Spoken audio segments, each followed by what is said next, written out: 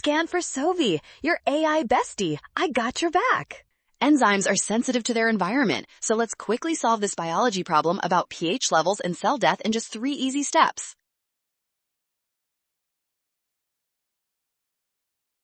Enzymes require an optimal pH to maintain their specific shape and function. When you move them away from that perfect level, the chemical bonds holding the protein together start breaking. This structural damage is called denaturation, which completely disrupts the active site. Without a functional shape, the enzymes cannot catalyze the reactions needed to increase protein concentration and cause death. Since the enzymes are now broken, cell death will decrease significantly. This logical chain makes option C the only correct choice for our final answer.